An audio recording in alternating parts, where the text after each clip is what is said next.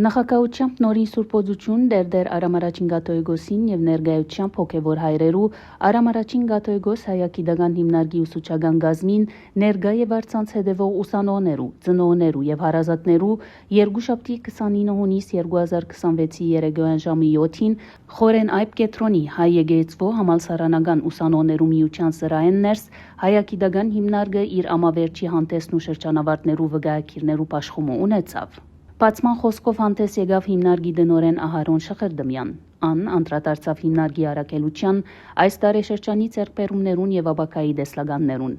Այս արիտով ան իր երախտագիտությունը հայտնեց Վեապար Հայրաբեդին, որ իր հայրաբեդական հովանավորությունը շնորհելու գողքին իր խրախուսանքն ու աջակցությունը դեպապար գահիտնե հիմնարկին դարած աշխատանքներուն եւ ծրագիրներուն։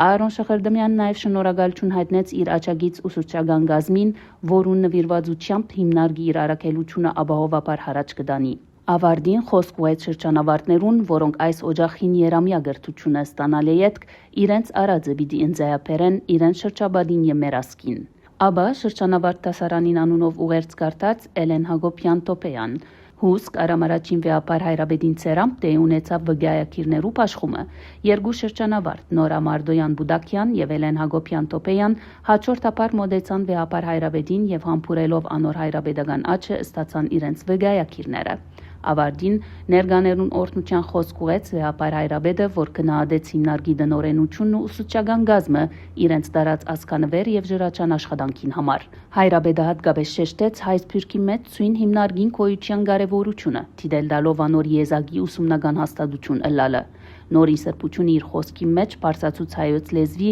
մանավանդ արեմդահայերենի պաշտպանության հրամայականը։